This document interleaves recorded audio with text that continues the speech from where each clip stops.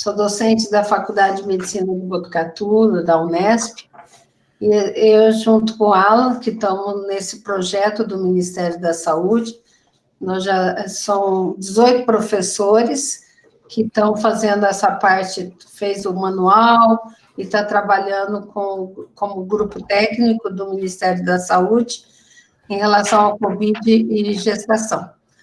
Então, assim, antes de mais nada, é uma satisfação a gente estar podendo conversar com o país inteiro, acho que é um prazer para nós, e uma função, a gente acredita que é uma função da universidade mesmo, está fazendo essa assistência, então a gente saindo do extramuro e podendo contribuir com todo o país. Eu costumo sempre dizer nessas reuniões que talvez a única coisa boa do Covid foi essa oportunidade de a gente se conhecer virtualmente, né, e poder trabalhar e fazer uma assistência do melhor para as nossas pacientes, né, para as gestantes. Então, e o intuito nosso aqui é de colaborar com todo mundo.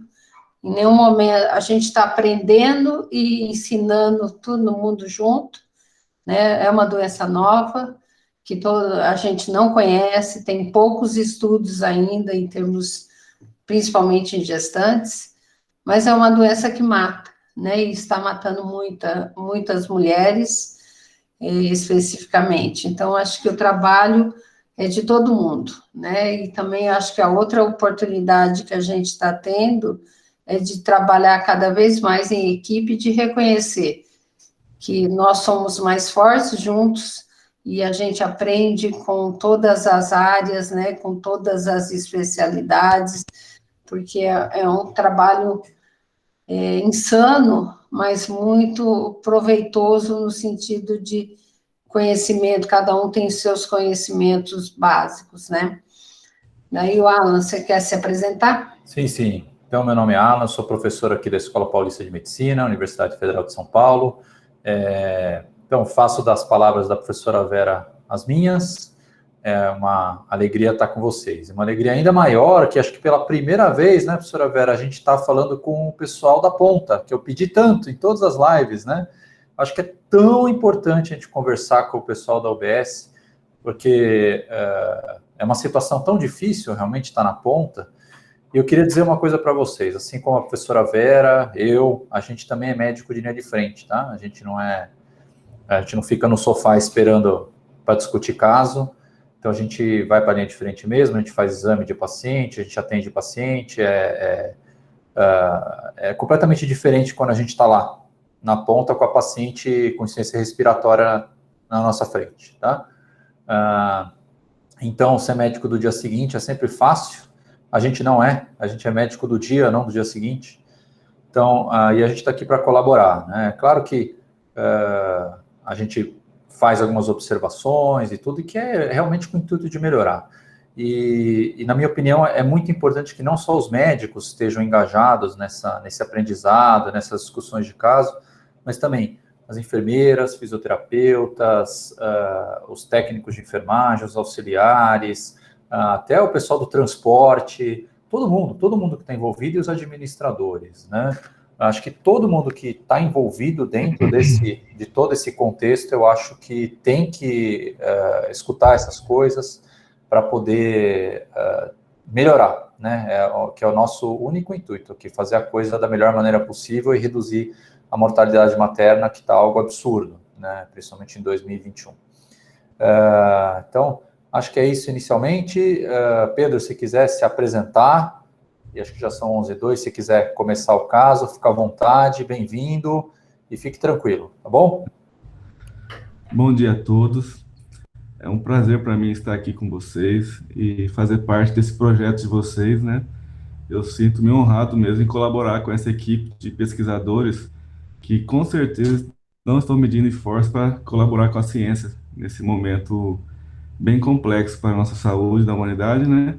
Em especial para as gestantes e puérperas, né? Eu sou Pedro Henrique Souto Castro Miziara, sou médico ginecologista e obstetra. Eu atuo há 7 anos aqui em Maracaju, Mato Grosso do Sul. na área de ginecologia e obstetrícia. Atuo na rede privada na clínica Bela Mater e na rede pública nos postos Nestor Muse e no Central. E também atuo no hospital aqui da Soriano Corrêa.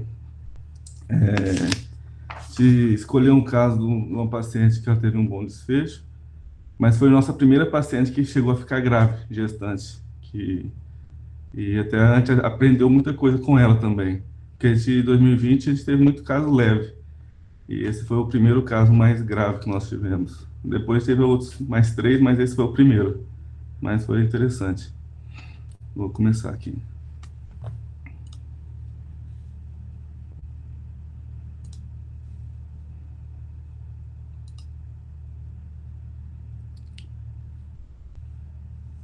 Tá aparecendo para todo mundo? Ainda não. Eu cliquei já, acho que demora um pouquinho às vezes. Você clicou naquele apresentar agora? Sim, aham. Eu fiz o teste com a menina antes, demorou um minutinho, um segundinho para aparecer. Ainda não? O esquema é apresentar agora, tela inteira, aí você tem que clicar num quadradinho que aparece ali da tela mesmo. Não sei se você chegou. E aí depois clicar compartilhar. Eu vou colocar de novo, vamos ver se vai dar certo. Tá, tira e coloca de novo. Foi? Ainda não. Peraí. Fecha as coisas aí, apresentar agora, tela inteira. Aí vai aparecer a sua própria tela, clique em cima dela num quadradinho branco, e aí compartilhar. Então eu fiz tudo isso, né? Eu fiz o teste já faz meia hora, né? Aí deu certo. É agora. Ainda não. Com a Aline, eu acabei de fazer o teste, deu certo. Não tem problema não, se quiser sair e entrar de novo, às vezes é só uma questão de conexão, né? Aí de entrar. Às vezes é bom você sair da reunião e voltar, Pedro. Sai e volta de novo da reunião, beleza, que aí ele entra. Fica tranquilo.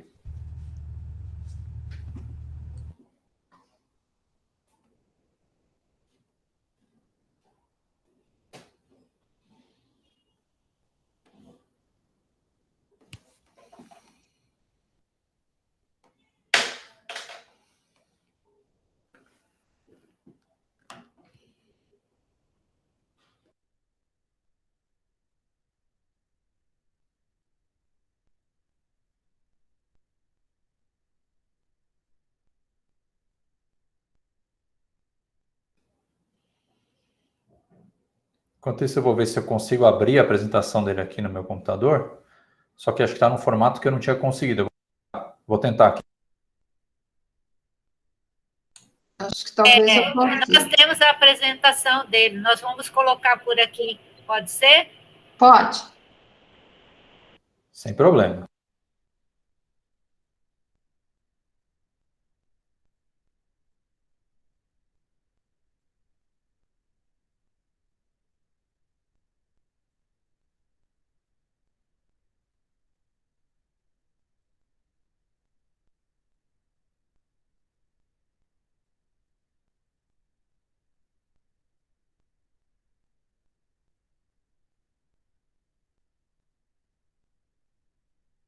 Agora vamos esperar ele voltar. Tá, um minutinho que nós estamos já passando um zap para ele voltar.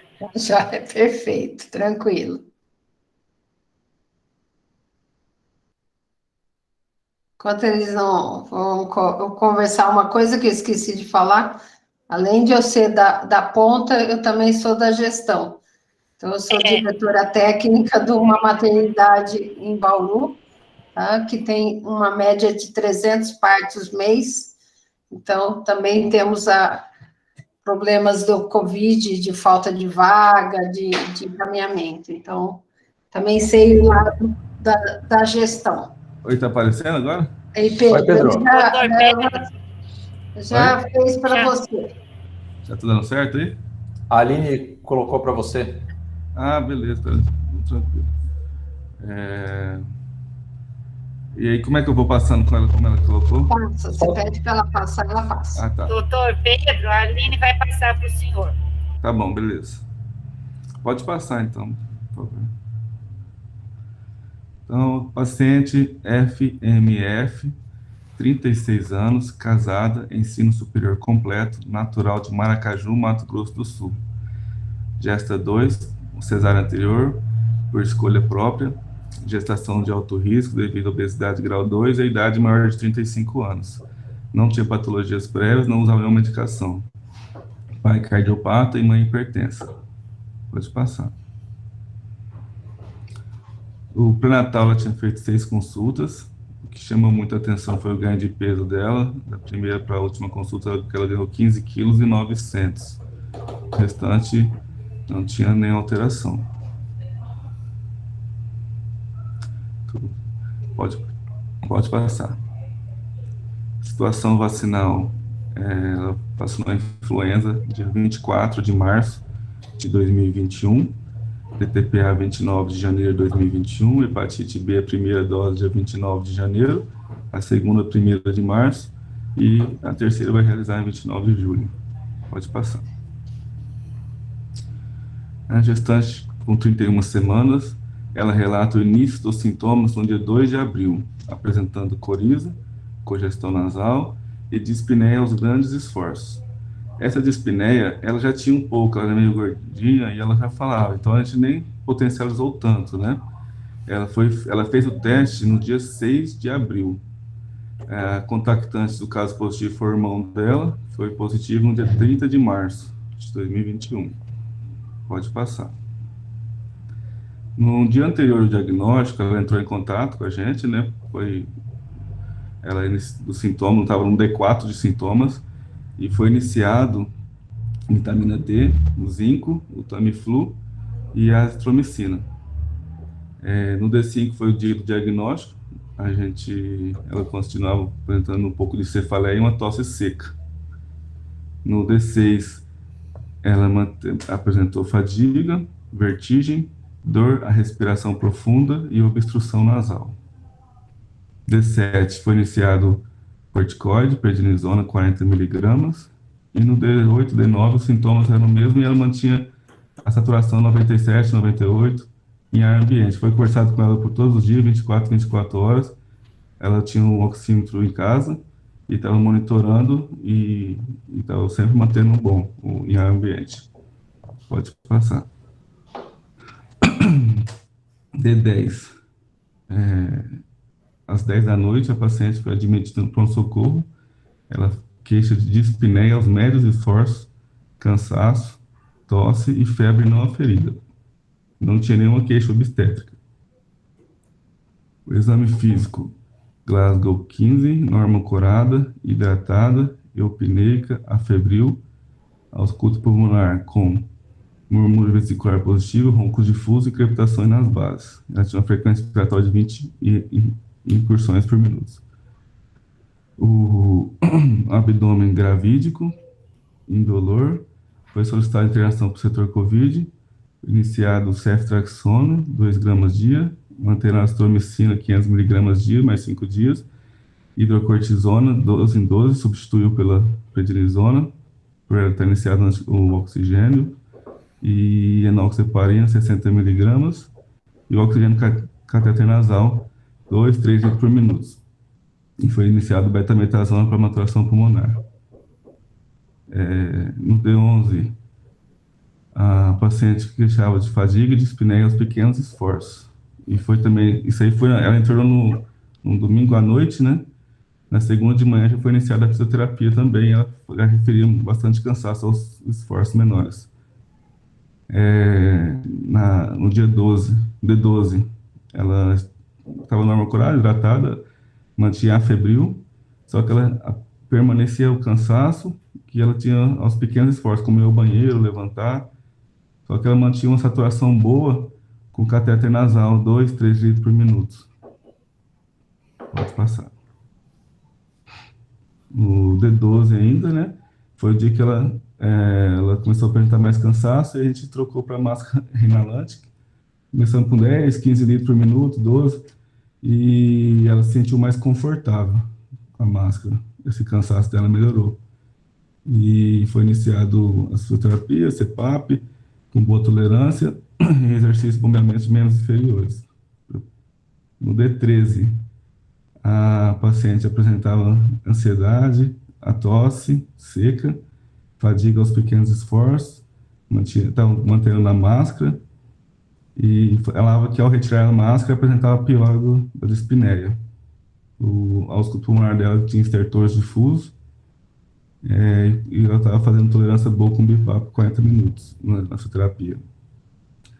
No D14, ela não melhorou os sintomas, e aí foi solicitado vaga de regulação devido ao aumento da frequência respiratória, 25, 27, 26, e a pior dessa dispneia aos esforços.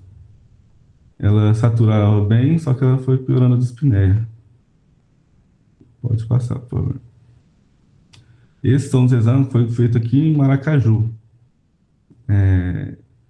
No dia 11 de abril, ela manteve um HB de 11,4, hematócrito 32, leucócito 12.500, plaquetas 248 mil, um PCR bem elevado, 194,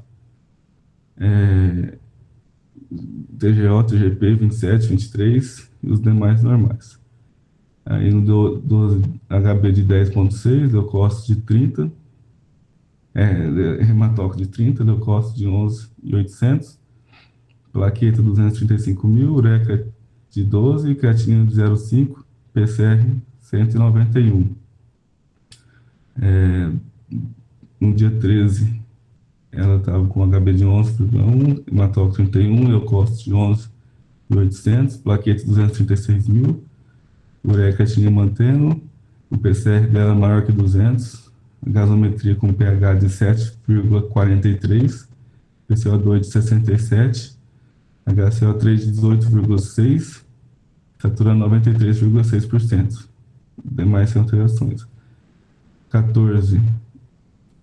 Foi esse dia da saturação pelo oximetria, a gente passou para máscara, né? A gente mudou do catéter para máscara, que ela ficou mais confortável também. Depois a gasometria dela melhorou. 14 HB de 10, hematócrito de 29, leucócito de 6.800, plaqueta 281 mil, ureia de 12, creatinina de 0,5, PCR 189.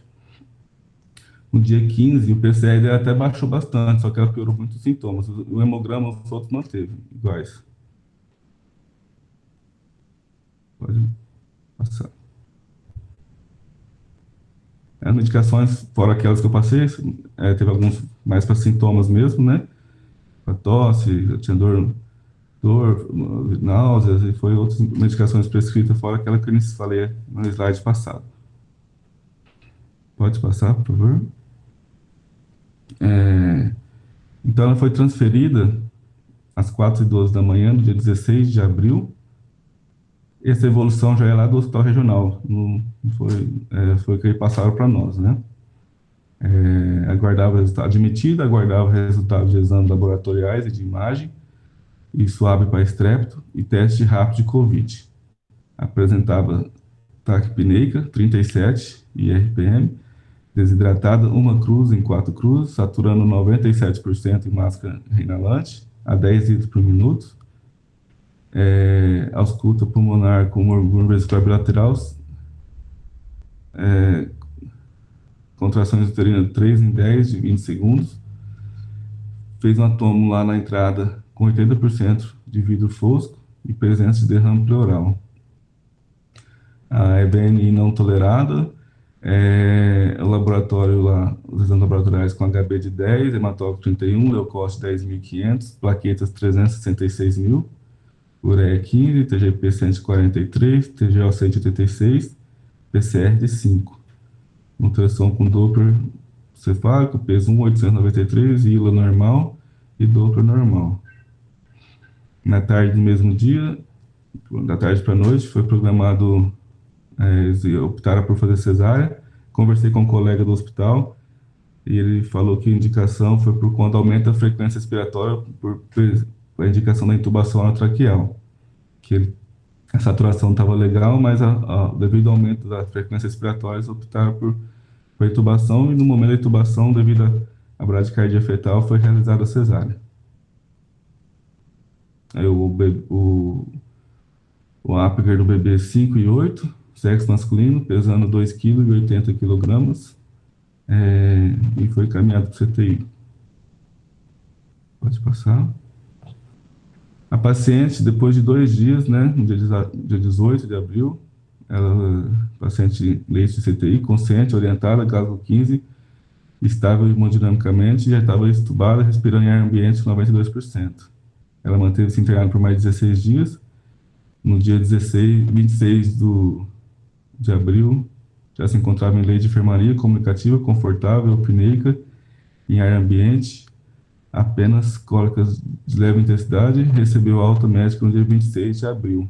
O bebê dela recebeu alta faz 15 dias, agora, uma semana, 10 dias. E os dois estão em casa, graças a Deus. Pode passar? É isso. Tá bom. Muito bom, Pedro. Obrigado pela apresentação. Primeiro, parabéns pelo esforço, né? Acho que é sempre difícil a gente montar uma apresentação, né? A segunda coisa que, com certeza, você teve que pesquisar muito aí, né? Para o que aconteceu no outro hospital, tudo. Então, é sempre trabalhoso, né? E fora o fato de estar na linha de frente, que é sempre difícil, né? A gente sabe que ficar sentado ali no nosso escritório é tranquilo, né? Mas quando a gente está com a paciente na frente é sempre mais complicado. Então, vamos lá. Acho que tem vários pontos que a gente precisa conversar, e eu acho que até desde o começo, eu e a professora Vera, a gente sempre insistiu que era importante que a gente tivesse o pessoal realmente da UBS, né? Para a gente discutir várias coisas que vêm acontecendo e que a gente está percebendo que precisam mudar, né? Principalmente com a questão de fluxo, que a gente vai conversar durante a apresentação, né? Eu acho que a primeira coisa que eu queria mostrar, pode ser agora já, né, professora Vera? Eu queria apresentar os números, tá? Para vocês, números reais, tá? Que a gente tem de Covid na gestação, tá bom? Eu acho que isso pouca gente sabe, pouca gente acabou pesquisando, né? Porque é muito difícil mesmo de encontrar. A gente tem dados ali do CIVEP gripe, mas eles são muito confusos, porque eles juntam gestantes com puérpera, com não gestante, com homem, mulher, então fica muito difícil extrair o dado. Então, o Observatório Obstétrico, que eu convido vocês aí para entrar e para começar a brincar com os números, ele traz uma luz para a gente muito mais fácil. Então, vamos lá. Em 2020, a gente teve 455 casos de óbito materno por Covid-19. E também mais 208 não especificados, e muitos desses seriam realmente Covid, tá? Mas não tinha teste na época, se a gente for lembrar, um passado bem recente. Esse ano, a gente já teve 879 óbitos, tá? Atualização aqui do dia 9, então 5 dias atrás. Total, 1.334 óbitos, tá bom? Muito mais grave que isso, a gente for ver, a questão da letalidade. Se a gente for olhar das pacientes que internaram, a letalidade de gestantes com a variante gama, que é a P1, né, o nome novo da P1, foi para 11,5%, e de puérperas, 23%, tá? Muitas dessas puérperas, o óbito delas, não é que elas entraram puérperas com Covid, pegaram depois que foram para casa, não. São aquelas gestantes que estavam grávidas no terceiro trimestre e tiveram que fazer um parto, né, igual a paciente de vocês, tá? A gente vai discutir também em relação a essa questão da intervenção. E para a gente ter uma ideia, em 2020 a gente teve 13 mil internações, 13.500 internações, em 2021 a gente já teve 10.060 internações, um total de 23 mil internações de grávidas. Agora, imaginem vocês o nosso sistema público absorvendo 23.500 grávidas que precisam de isolamento respiratório. Não dá, né? A gente não tem perna para isso. E o número mais impactante ainda é esse, ó. Quando a gente divide por semana epidemiológica, o que a gente vê é que em 2020 a gente teve 10 óbitos de grávidas por semana e em 2021, a atualização no dia 9. Até a outra era 38. Já fomos para 42 óbitos por semana, tá? De mulheres, de óbitos maternos aqui no Brasil. E de internações, a gente saltou de 147 para 310 internações confirmadas por Covid-19, tá? Em gestantes e puérperas. Quando a gente divide por trimestre, os óbitos, eles são iguais em 2020 e 2021, então não muda isso, é muito mais grave quando a gente está no terceiro trimestre, e principalmente quando a gente opera essa paciente, tá? Associado, mais uma vez, ao caso aí, ó, obesidade, tá bom? 26% dos casos que evoluíram a óbito eram obesas. E aí, 23 cardiopata e 21 diabética. Mas cardiopatia envolve hipertensão, tá?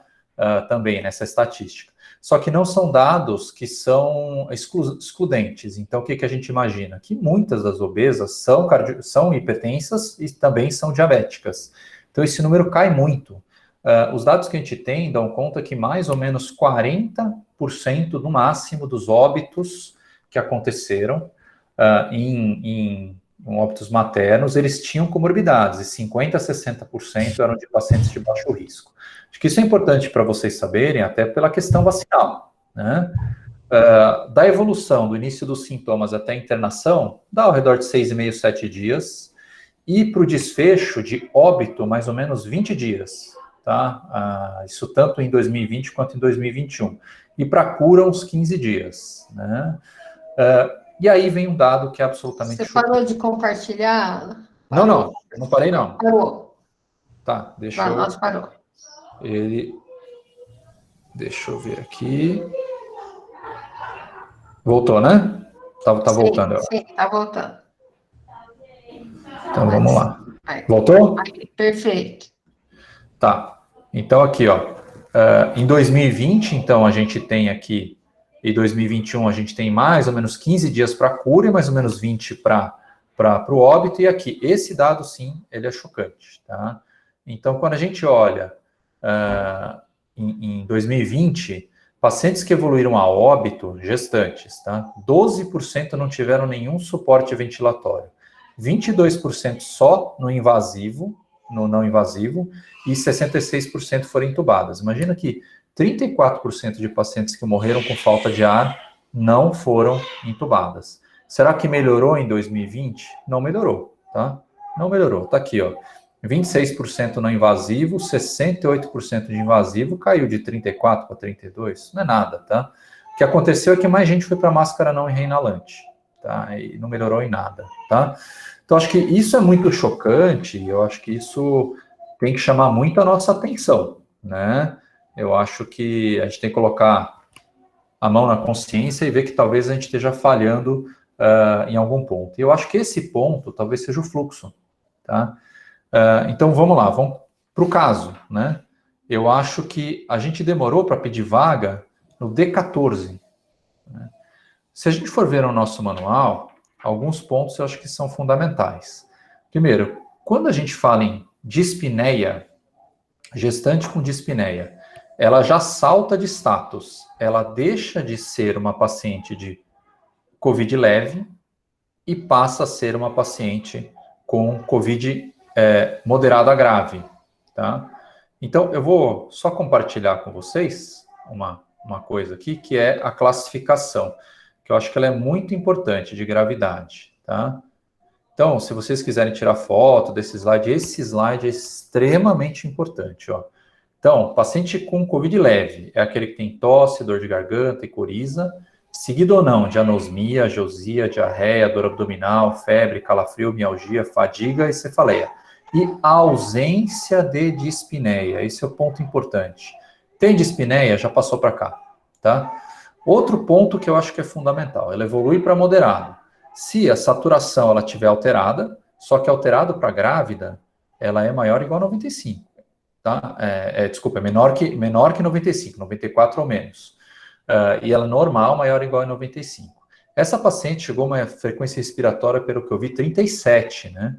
Maior que 24 já é considerado alterado, tá bom? Então, esses dois pontos são muito importantes para considerar um COVID moderado. E se a gente for ver, se ela tem dispneia ou desconforto respiratório, a gente já configura uma síndrome respiratória aguda grave, ou se ela tem pressão no tórax, ou se a saturação está menor que 95, ou se a frequência é maior que 30, que era o caso, e a PaO2 e FiO2 menor que 300, ou cianose labial e de rosto. Se vocês tiverem esse esquema, vocês têm que considerar que daqui para lá, a paciente tem que estar em algum local que tenha UTI, que tenha condições de intubar, tá? Porque a evolução da P1 ela é muito rápida, tá? Então, de uma hora para outra, a paciente está bem, está num quadro leve, e simplesmente, se ela está com dispneia, ela vai para o tubo, do dia para a noite, como aconteceu com vocês, né? Foi a sensação que vocês tiveram. Ela estava ok, foi para máscara reinalante, do dia para a noite precisou de tubo, e não tinha como entubar ela. Tá? Então, acho que essa questão do fluxo é o primeiro ponto que eu queria chamar a atenção. Né, professora Vera? A senhora quer falar aí alguma coisa? Só dar um... foi o que eu falei, ela foi a nossa primeira gestante grave, né? Sim, sim. Que realmente ficou grave. Nas outras, nosso protocolo modificou. Começou a ter dispneia, já pede a vaga logo. Perfeito. Que é o que você falou, realmente foi uma coisa... Porque a gente estava sempre conseguindo, melhorava aqui, até porque os hospitais estão cheios também, fora e tal, né? Então a gente tenta ajudar um pouco a fazer aqui o nosso trabalho, né? Mas, assim, agora a gente já mudou esse protocolo nosso aqui também, contar isso que você falou.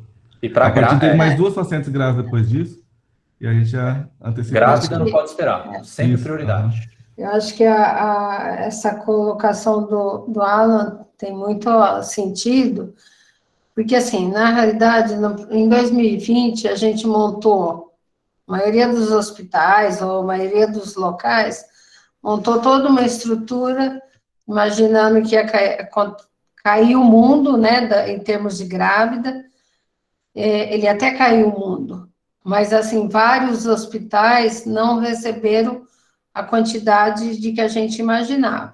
Falando isso, Pedro, porque eu sou coordenadora, sou diretora técnica numa maternidade em Bauru, onde a gente montou toda uma estrutura e as coisas foi meio parecida com vocês. Não apareceu casos graves, né? Os casos graves estavam indo mais para... Ou não chegava no hospital, e morria antes, ou está chegando em hospitais de grande porte, capitais, por exemplo, que nem São Paulo, na USP, que foi o lugar que teve mais movimentos até agora de atendimento. Só que em 2021, o que eu acho que aconteceu em muitos locais? A gente meio que relaxou. Viu que em 2020 não aconteceu nada muito intenso, né, nos hospitais. Em 2021 a gente falou, não, pandemia acabou e a gente não vai ter mais os casos. E, assim, isso o Alan mostrou nos números que a gente tem, que em 2021 está muito pior, porque já aconteceu o dobro de morte até maio, né, até comecinho de junho aí, dobro de morte em 6 meses, 5 meses, já aconteceu o dobro de morte do que aconteceu em 10 meses do ano passado. Então, assim, uma das coisas que a gente tem que retomar com as equipes, essa conversa, né? Olha, os casos estão chegando graves, ou vão ficar graves, e está morrendo muita gente. Então, a gente tem que retomar. Numa fase que eu acho que a gente está muito mais cansados, né? Muito mais em estafa, né? Tanto física como mental, né? Não tem como a gente falar que não. As equipes estão em estafa, mas ainda não ganhamos a guerra, né? Ainda estão morrendo muita gente. Então, acho que, assim, super importante a colocação do Alan, no sentido, assim, temos que desenhar um fluxo, desde a unidade básica de saúde para a maternidade, para o hospital Covid, né? Se esse fluxo não funcionar, assim, o final é morte materna, tá? A gente sabe que a morte materna, todos nós que trabalhamos com gestante, a gente sabe que morte materna, ela não acontece ao acaso, não é de uma hora para outra. E, na realidade, a morte materna acontece com várias sucessões de falhas. Assim, então, nesse caso específico, eu vejo o seguinte: vocês receberam a paciente, ela já estava no 10º dia, se eu não me engano, de doença, certo? Então, assim, quem monitorou esse caso desde que ela foi confirmada o COVID, né? Ela confirmou o COVID, pelo que eu vi, no dia 6, ela teve sintoma no dia 2, ela começou os sintomas no dia 2. Daí ela teve a confirmação do COVID, do teste, foi no dia 6. E as informações por exemplo, que você pôs, né, no caso, D4, D5, D6, D7, quem estava monitorando esses casos? Acho que isso é importante a gente saber. Quem estava fazendo esse monitoramento? A gente estava eu particularmente falava com ela todos os dias, né? Telemedicina, conversando, ela me mandava as fotos da saturação, dos sintomas. Até no dia que ela referiu que piorou o cansaço dela, eu falei, não, tu vai para o hospital agora. Ah, Aí foi. perfeito. Porque, assim, Legal, não é o que... É Hã? muito bom, Pedro, porque não é o que a gente está vendo nos Não, tem tudo serviços, tá? guardado nas costas, já estão se conversando Não, todos os dias. eu acredito, não é, não Não, é sim, eu questão sei. Então a gente foi de... conversando diariamente, de manhã à tarde, aí, tá melhor, como é que tá? E assim, igual eu falei, não sei se a variante, o ano passado a gente não teve nenhuma grave, acho que essa primeira, ela acabou, eu falo que essa questão do fluxo, eu concordo com a Alan também. Só que por ter sido a primeira, eu acho que a gente consegue, vamos tentar, a gente consegue aqui, entendeu? Mas a gente viu que ela não melhorou, aí não, vamos pedir a vaga, entendeu? Não, é que eu acho assim, que perfeito, é o que tem que ser feito. Uhum, Né? A unidade básica, né, não sei se essa paciente estava na unidade básica ou em serviço privado, mas independente disso, no caso da paciente pública, né, em setor público, alguém tem que monitorizar esse caso. Então, alguém tem, o ideal que seja a unidade básica de saúde, fazer esse telefonema para ela, olha, como tá? Tá tudo bem? E no primeiro sinal de dispneia, ela tem que ir para o hospital.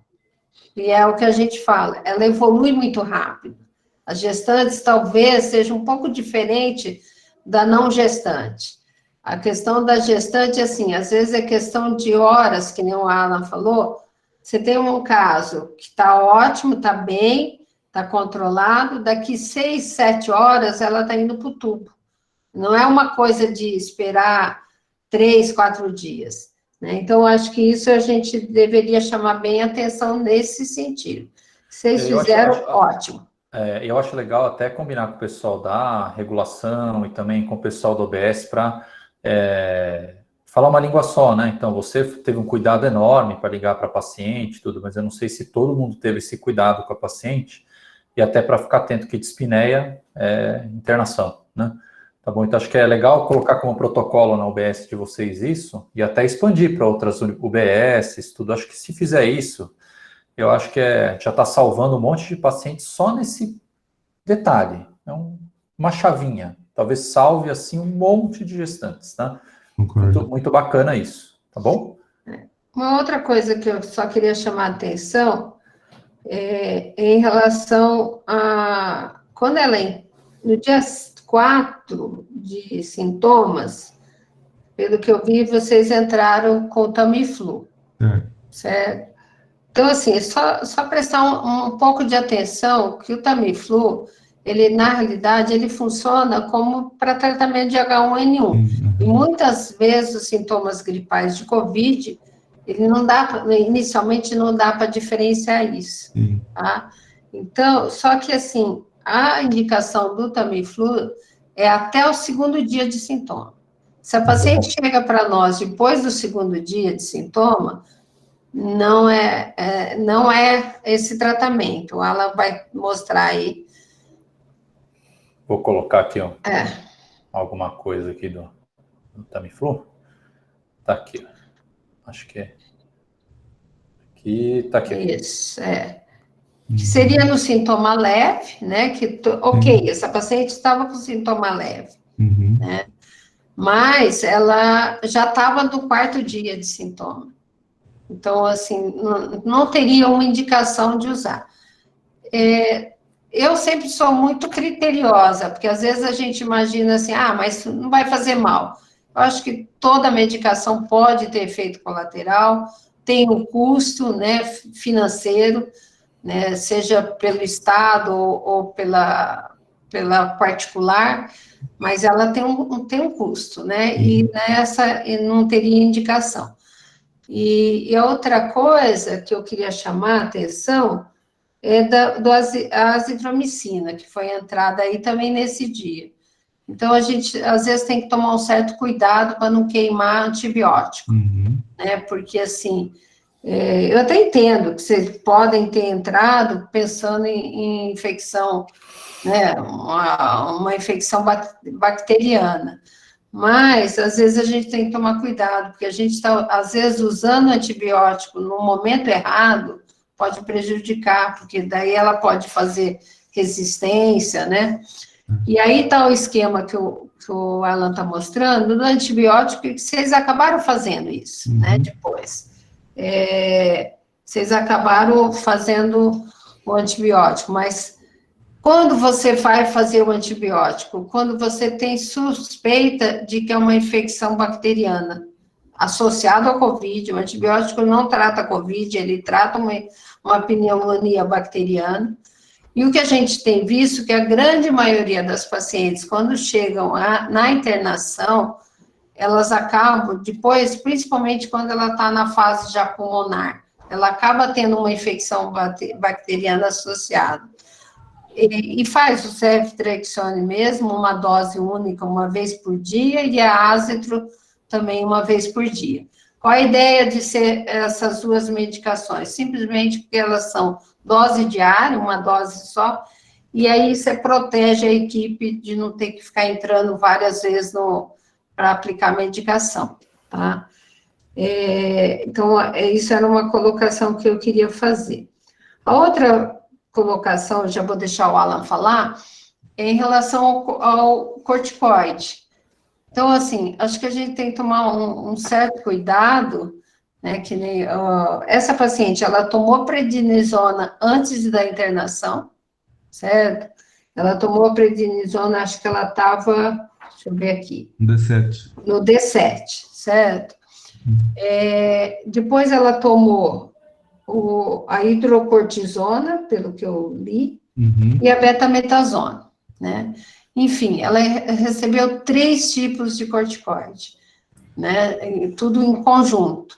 Na verdade, iniciou o prednisona, né? Aí na internação, como a gente iniciou a oxigenoterapia, aí pelo protocolo que a gente segue da Sogomate, a gente orienta, assim que está com oxigênio, é melhor trocar pelo hidrocortisona, né? E para dar a dose de maturação pulmonar, eu até não sei, eu estava até vendo na época, é 500 miligramas de 12 em 12, né? Aí para poder dar a dose de hidrocortisona para dar maturação pulmonar, então a gente optou por fazer a dose de betametasona mesmo. Então, o que Quer acontece... falar? Pode ser. O que acontece é o seguinte, o estudo real, né, que a gente tem aí sobre corticoide no COVID é de dexametasona, tá? Que é de 6 miligramas por dia, que é essa dose que está aí o D2 aí, né, o item D2. 6 miligramas por dia, por 7 a 10 dias. O que a gente aceita, e que acho que é muito bom, ao invés da gente dar a betametasona, a gente dá a dexametasona mesmo em M, 6 miligramas de 12 em 12 por 48 horas. Essa é a prescrição para maturação pulmonar. E nesse período a gente pode suspender qualquer outra corticoterapia, porque a dexametasona, ela de fato, ela é um corticoide extremamente potente, né? Depois das 48 horas, a gente prefere entrar com outro corticoide, por exemplo, a metilprednisolona, que pode ser dada de 12 em 12 horas, que aí sim, né? E por que a metilprednisolona? Porque ela não atravessa a barreira placentária. A betametasona atravessa, a dexametasona atravessa, mas a metilprednisolona não, então ela não vai causar maturação pulmonar. E isso é até importante para a gente saber, porque a gente não insiste com a dexametasona há muito tempo, porque senão a gente pode fazer um exagero de corticoterapia fetal. Isso pode ser prejudicial para as células neuronais, né? A gente tem alguns estudos que excesso de corticoide possa inibir a replicação neuronal. Então, e aumentar o risco de microcefalia ou redução do perímetro cefálico. Então, acho que é bem importante isso, né? Doutora Vera, quer complementar mais alguma coisa? Ou quer que eu... Não, só nessa linha mesmo, que eu falo, às vezes, Pedro, para a gente tomar um cuidado com esse excesso de corticoide. Porque, assim, eu não sei se o caso tem alguma coisa a ver ou não, mas ele é pleural. Não fez? Acho que não. Beleza. Fez. Muito obrigado, Pedro. Ela pode ter tido derrame, realmente, da doença, do COVID, mas aí a gente vai associando situações, né? Então, o excesso do corticoide, a gente tem que tomar cuidado para a gestante, porque elas podem ter mais líquido e poderia até ter um edema de pulmão, né? Ainda mais se ela fizesse uma crise hipertensiva, se ela superajuntasse uma pré-eclâmpsia, que a gente tem visto muito, existe um risco aumentado das pacientes com COVID fazer pré-eclâmpsia, né? Então, isso me chamou a atenção. Por que me chamou a atenção disso? Porque essa paciente, ela tinha queixa de falta de ar aos pequenos esforços, ou até sentada para fazer o mínimo do esforço, e a saturação dela estava se mantendo boa. Isso não é comum, a gente vê no COVID, a paciente com saturando bem, com queixa de falta de ar, como ela está. Então, pode ser que a falta então, nos negócios do fluxo, ela saturava bem, por isso que a gente, às vezes, assim, foi seguro. Então, mas pode ser que ela estava saturando bem mesmo, e a falta de ar tinha a ver um pouco, assim, exacerbada, com o excesso de líquido que ela tinha no organismo. Entendeu? Não sei, é suposições que a gente vai fazer, porque é muito estranho ela saturar bem e esse grau de dispneia que ela estava, né? E só chamar a atenção também que talvez, para vocês ficarem mais atentos com a oxigenoterapia, tá? Essa paciente, ela tinha queixa de falta de ar, daí passar do oxigênio, Estou procurando aqui. Aí. Então, assim, o que a gente tem recomendado? A saturação, ela, para da gestante, é diferente da não gestante ou da puérpera. A gente precisa manter uma saturação acima de 95, porque senão a gente faz baixo fluxo para o bebê, e o bebê entra em sofrimento. Diferente da puérpera, que seria 93 mesmo, para a gente indicar a necessidade de oxigênio. E hoje nós estamos mudando o manual, está se alterando um pouco o manual, né? Nós estamos atualizando, e a necessidade, o catéter nasal vai ser até 5 litros, tá? Quando a gente fez o manual, a gente falava 6 litros. Se está com 6 litros, não adianta dar 8, 10 litros de oxigênio pelo catéter, que não vai ter o intuito que a gente quer. Né? Aí ela passa para máscara de Venturi, ou máscara não inalante, e assim vai uma sequência de necessidade de suporte ventilatório. E a gente tem insistido muito nas nossas reuniões em relação a essa oxigenoterapia. Por que disso? Os dados mostraram aí, que o Alan mostrou, infelizmente, uma porcentagem alta das pacientes morre sem suporte ventilatório. Morre com falta de ar, tá? E eu sei que a gente passou por uma etapa aí, né, principalmente na região norte, não tanto na região de vocês, da falta de oxigênio.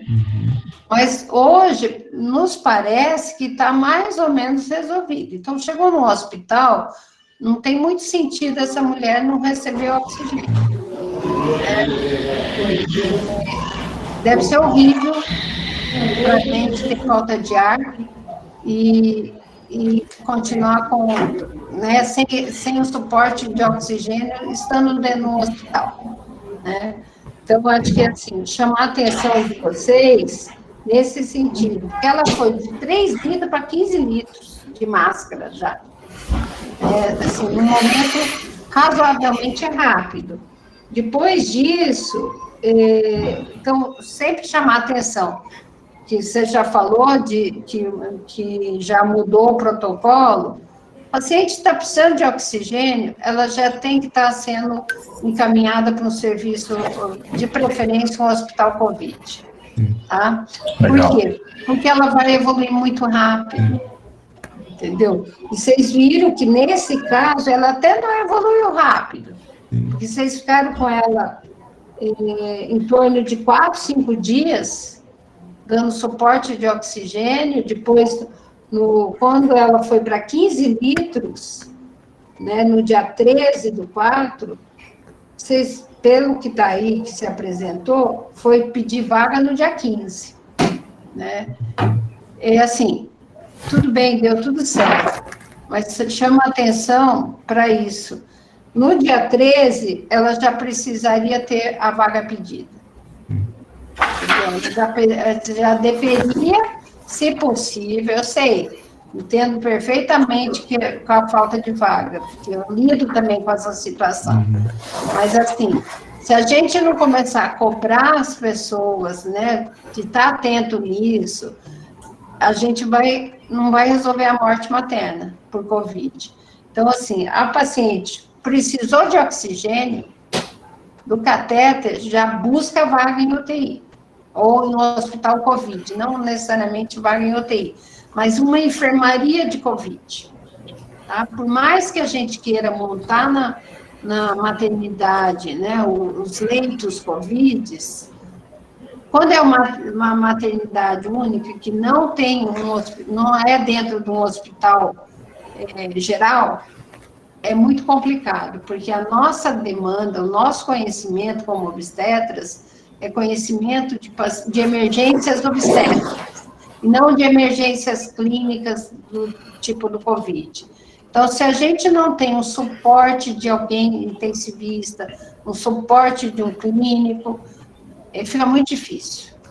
A gente corre muito risco dessa paciente evoluir mal e acabar indo a óbito dentro da maternidade. Entendeu? Então, é só uma colocação para estar atento para isso. Eu sei que vocês já mudaram algumas coisas, né, no sistema aí, mas aí a gente volta a discutir fluxo, né? Às vezes a gente, até agora, assim, antes do Covid, era difícil os lugares que sentavam com a unidade básica, sentavam com o hospital terciário, quaternário, para conversar sobre fluxo de gestante. Então, agora eu acho que é uma grande oportunidade. Acho que uma outra coisa que acho que é legal a gente conversar é sobre heparina, né? Esse pack aí de medicações que a gente acaba dando, né, que é esse conjunto, corticoide, antibiótico e heparina, né? Então, corticoide, a gente só vai entrar após o 7º dia para qualquer paciente, tá? Por quê? Porque até o 7º dia a doença, ela é viral, ela não é inflamatória, tá? A gente começa a ter um pouco de inflamação a partir do 7º dia. Então, antes do 7º dia, a gente só vai piorar a infecção dessa paciente, porque a gente vai imunodeprimir. Então, vocês começaram no 7º dia, ok. Mas o que a gente costuma dizer é que se ela está precisando de corticoide, e se ela está precisando de antibiótico, é sinal que é uma doença moderada, então ela tem que estar internada. Tá? Então, aquela coisa, vamos começar a usar corticoide ambulatorial. Não é o ponto, tá? Acho que a gente tem que usar o corticoide com a paciente numa enfermaria COVID. Antibiótico, mesma coisa, tá? Que a gente já comentou. E aí, por fim, heparina. A heparina a gente pode dar tanto a não fracionada quanto a de baixo peso molecular, e a gente divide com o peso da paciente. No caso, ela recebeu 60 miligramas, né? E a gente acha que entre 80 e 120 tem que receber mesmo 60, acima de 120 quilos, 40 de 12 em 12, e se for heparina não fracionada, de 60 a 90, 5.000 de 8 em 8, e acima de 90, 7.500 de 8 em 8 horas. Acho que é importante isso que a gente está conversando, e eu acho que também do ponto de vista medicamentoso, é importante a gente conversar sobre duas coisas. Eu que faço fetal, então, eu gosto de conversar sobre medicações, né? Então, eu estudo bastante sobre isso, e agora que eu vou prestar o concurso para fisiológica aqui na universidade. Então, assim, primeira coisa, a vitamina D. A vitamina D, tem vários estudos que mostram que na gestação, tá? Ela, acima de 4.000 unidades por dia, ela pode causar hipercalcemia fetal.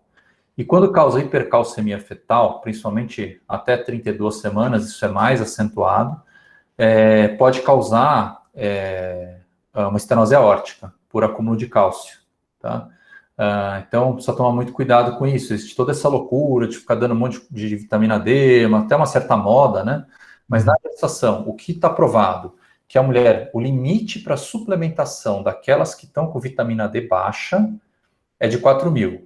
O recomendado é que ela faça a exposição solar, com proteção solar, tudo, e que se ela precisar de uma suplementação, que seja 2.000, tá? Até 2.000, não mais que isso, e 4.000 para aquelas que estão com deficiência grave, tá? Acima disso, não há critério de segurança podendo aumentar a chance de ter hipercalcemia, então vamos tomar cuidado com a vitamina D, tá? A segunda coisa é o zinco, né? O zinco é uma coisa que eu fui estudar lá no começo da pandemia já, porque eu fui desafiado por um amigo meu a dar uma aula sobre Covid para Grunenthal, né? Uma empresa aí.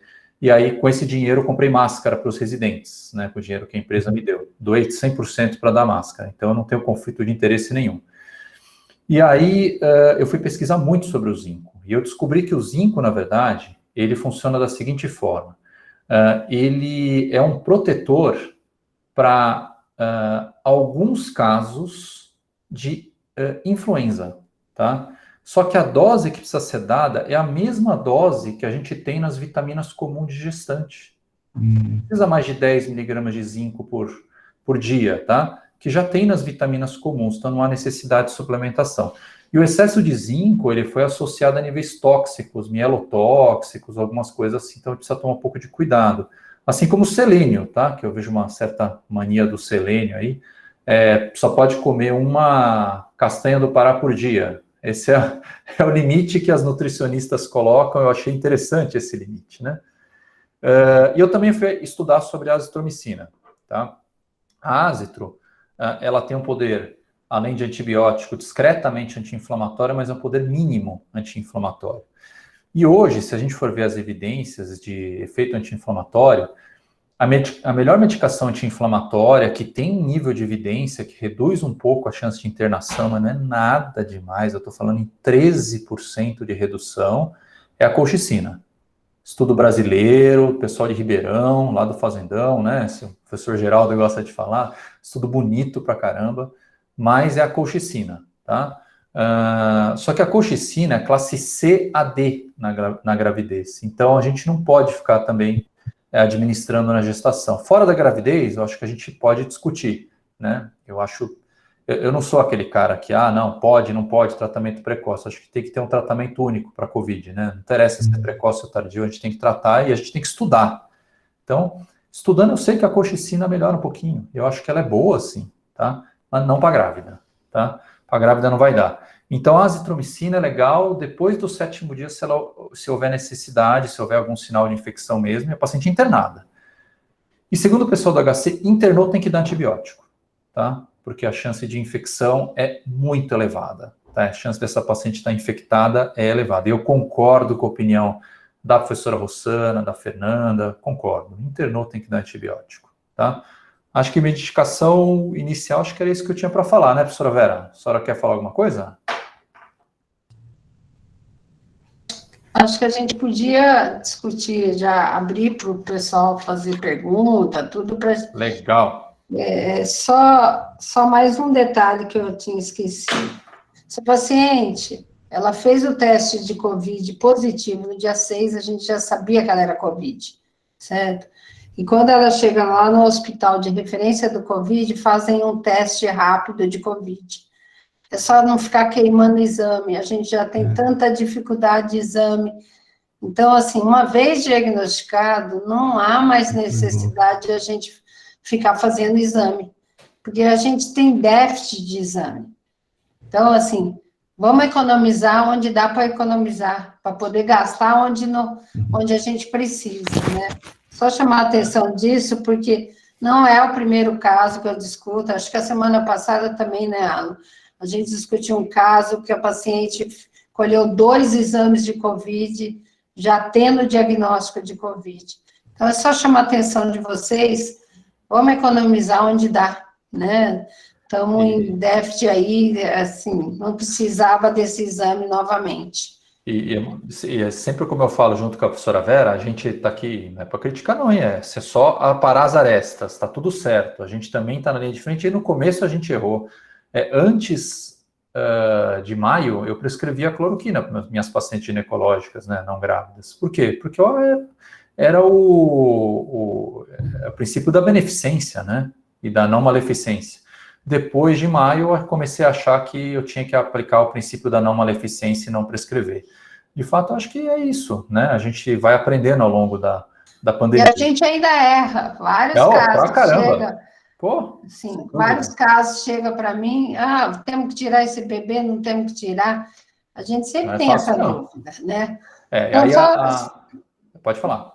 só falando dessa parte da indicação do parto, eu não acho que está A errado Aline nesse perguntou caso. aqui também, né? Exatamente sobre isso. Eu não acho que está errado nesse caso, não, tá? Porque, eu não sei, o hospital lá para onde ela foi, tem maternidade junto?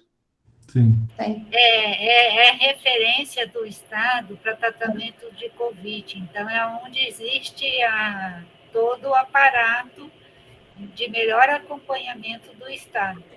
Então, tem Perfeito. maternidade, é porque nós não temos uma maternidade aqui no Estado específica com o nome de maternidade, só tem uma que é de baixo risco e que não atende Covid.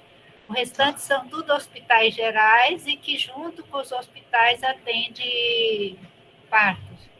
Tá, Tá. perfeito. E esse hospital é a referência de Covid, inclusive é onde trabalha a presidente da Sogomatsu, que é a presidente da Sociedade de Ginecologia e Obstetrícia, e que a gente está fazendo como se fosse uma massificação todas as quartas-feiras. Ela resumiu o prontuário com todos esses critérios que vocês estão falando, para que a gente consiga cada dia mais divulgar essa situação. E eu queria só lembrar, eu achei que você ia chegar, o quanto o observatório, que foram os dados que você apresentou, a gente já fez com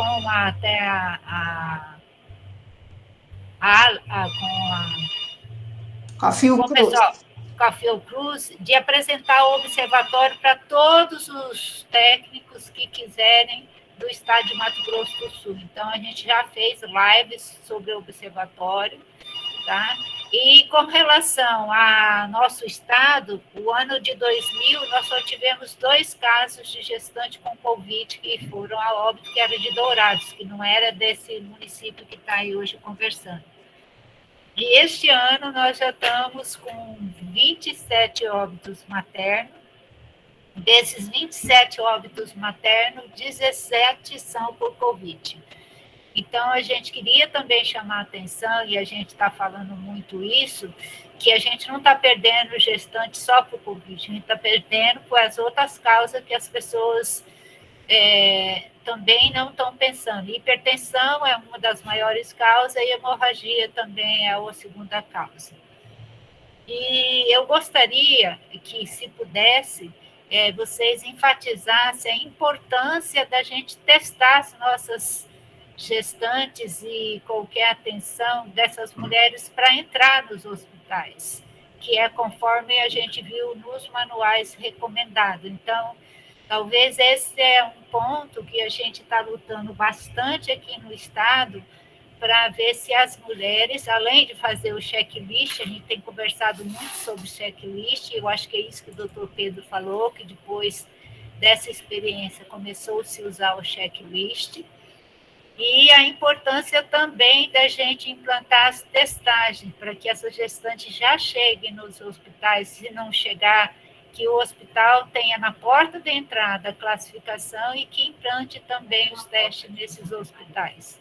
Eu acho que esse é um grande desafio nosso. E o que ele colocou, e a gente coloca, vocês estão sabendo, melhor do que qualquer um, Mato Grosso do Sul hoje vive um caos que é mídia nacional, a gente realmente não tem mais leito de retaguarda, a gente está dependendo do apoio de outros estados brasileiros para transferência de pacientes, então é realmente gravíssimo, mas nem por isso a gente não tem recomendado que as gestantes, se precisar transferir para um serviço de maior apoio, que no caso de Maracaju é Campo Grande, que assim ele o faça.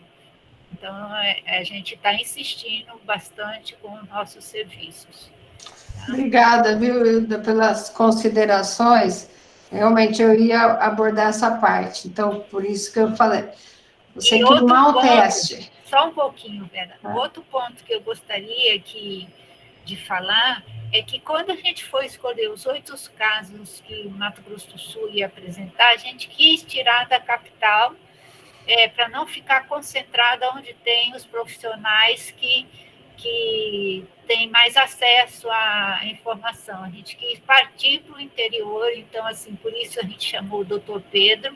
E o próximo caso nosso é um caso também do interior de fronteira, também que não foi a óbito. Então, assim, a gente tentou, na maioria, trazer o pessoal o primeiro caso que nós apresentamos é de uma cidadezinha chamada Paraíso das Águas, que foi no período da tarde, por isso que vocês não participaram.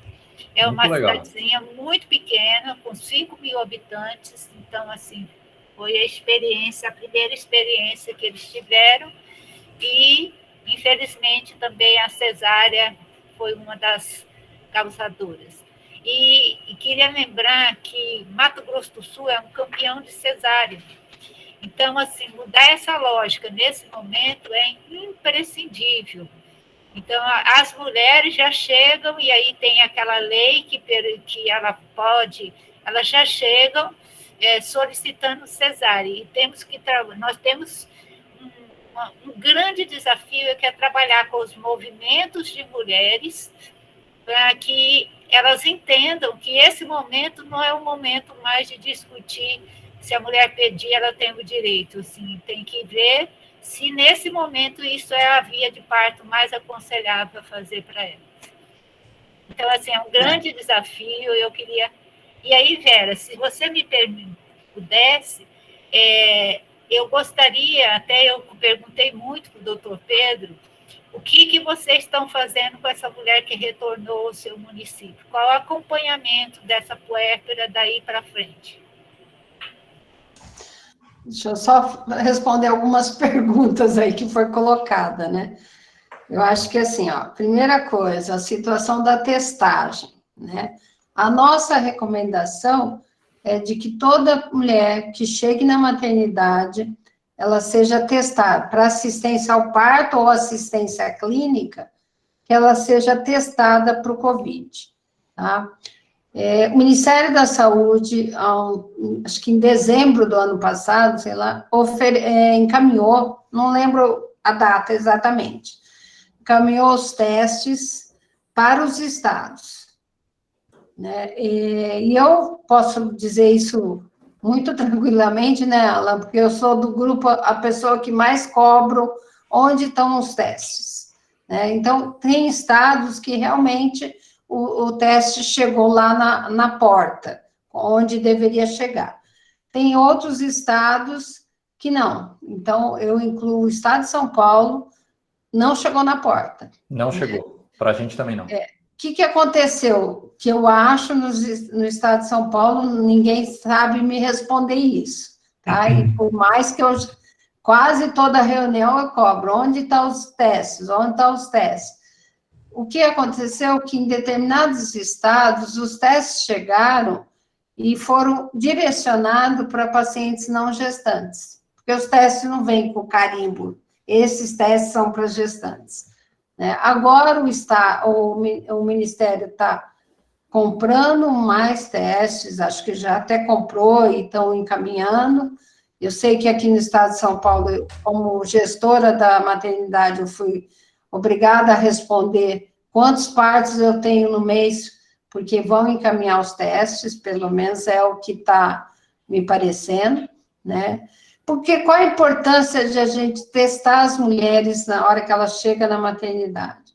Tem um estudo do pessoal da USP, que eles viram o seguinte, lá testa todo mundo, né? Aqui em Botucatu também testa no hospital universitário, e é onde a gente está vendo, fazendo os testes, mais testes é o hospital universitário. Desse grupo que deu positivo, 85% das mulheres eram assintomáticas. Então, a gente ficar esperando testar só quem tem sintomas, a gente pode estar perdendo aí um número grande de pacientes assintomáticas. E daí vocês devem estar perguntando assim, mas qual o valor, né? Ela entrou, vai ter a resposta do teste 2, 3 dias, 4 dias, sei lá, o número de tempo que em cada estado varia. É em relação a gente monitorar essas mulheres, depois que tiveram o bebê, né, ou enfim, que saíram da maternidade. Eu tenho uma paciente, vamos supor, que testou, tem 3 dias que ela já foi embora, ela está no 4º dia do puerpério, por exemplo. Ela pode estar no 10º dia de sintoma, e onde ela, às vezes, vai piorar no 7º, 10º dia de sintoma. Então, é interessante por isso. Em relação ao país, né, em relação à cesárea, nós somos o segundo país no mundo que mais fazemos cesárea. Não vou discutir aqui esse foco, não é o foco, mas a gente realmente precisa mudar essa realidade se a gente quer melhorar a assistência das nossas mulheres. Mas em relação ao Covid, então, uma coisa que a gente já sabe é que operar a paciente com sintomas Covid é o pior momento dela, tá? Então, o que acontece? Eu não estou falando que nesse caso específico. Então, assim, nesse caso específico, era um Covid grave, que é por tubo. Se você não opera, você tem que monitorar bem essa paciente em relação aos sintomas, né, a piora, se ela for ser entubada, a gente tem que monitorar o feto com cardiotoco antes, durante e pós-intubação, que muitas vezes, quando ela vai para o tubo, ela esse bebê faz baixo débito e ele acaba precisando ser retirado por sofrimento fetal. Para isso, se chama estrutura conversado entre fluxo, entre intensivistas e obstetras, né, e clínicos, todo mundo junto, para saber qual é o melhor momento. O grande problema é que, assim, o intensivista não quer nenê na barriga da mãe na UTI. E o obstetra também, a gente tem um estresse muito grande disso, né? Vou deixar uma paciente na UTI. Às vezes é necessário, entendeu? Às vezes é necessário você não tirar esse bebê nesse momento. Por que disso? Porque você pode piorar muito a condição materna. O COVID é uma doença inflamatória, certo? Quando você faz a cesárea, você libera mais citocinas inflamatórias, e você pode ter um desfecho ruim com o fato de tirar o bebê nesse momento. Isso é uma coisa, mas é difícil a gente analisar, aí a gente estaria sendo médico do dia seguinte, né, Alan? Falando, vocês tiraram na hora errada. Não sabemos. A situação ali... a gente não estava lá, né? A gente não estava lá para saber, né? Agora, a gente sabe que tira no momento errado se a paciente está com Covid leve ou moderado, tá? Covid leve, moderado, não é a hora do parto, mesmo que ela esteja com 38 semanas, 39 semanas. Espera passar a doença, para daí depois a gente realizar o parto. Tá? Eu acho que aí talvez, faltou até uma coordenação junto com a UTI para pronar essa paciente. Até aí na UBS mesmo, que ficou em situação moderada, a pronação, que eu até coloquei o link aí nas mensagens, de como pronar a paciente, eu acho que é muito legal, tá? Isso já poderia ter sido feito, talvez aliviado um pouco esse desconforto respiratório e evitado até a intubação dessa paciente, né? Então, acho que é um trabalho contínuo de aprendizado, a gente está fazendo reuniões também com terapeutas intensivos para ver se a gente melhora essa interação e também a pronação, que melhora a saturação para valer. E às vezes evita uma intubação orotraqueal, porque na intubação a frequência cai, e aí todo mundo acaba se desesperando e eventualmente acaba numa cesárea. E aí sim piora o prognóstico da paciente por causa das citocinas inflamatórias, né? Acho que esse é um ponto importante. E legal da testagem, né, universal, também acho que é legal conversar que quando a paciente vai fazer uma cirurgia eletiva, 3 dias antes tem que testar a paciente, tá? Por quê? Porque a gente sabe que fazer qualquer procedimento cirúrgico, cesárea, por exemplo, né, uma cesárea eletiva, fazer um procedimento cirúrgico numa paciente com COVID aumenta a chance de óbito, tá? De morbimortalidade, ou seja, a gente não pode fazer, tem que esperar passar essa fase aguda. Então, eu acho que o governo federal também estava vendo essa questão da testagem com teste antígeno, que eu acho que é mais rápido, né? Então, para a gente vai ser importante também se tiver, tá bom? Então, assim, essa parte da pronação, viu, Pedro? Convido você a assistir esse vídeo que o Alan disponibilizou aí, e conversar com o pessoal dos serviços de UTI, né? Porque eles têm medo de pronar gestante, né? Existe nesse vídeo, né, e no manual a forma de autopronação ou da pronação no caso da paciente estar entubada, né? É difícil. Talvez um pouco, porque a gente não conhece. Nós, como obstetra, não sabemos o que é pronação. A gente está aprendendo. O pessoal da UTI sabe o que é pronação, mas tem medo, né, de pronar a gestante. Mas a melhora é absurda.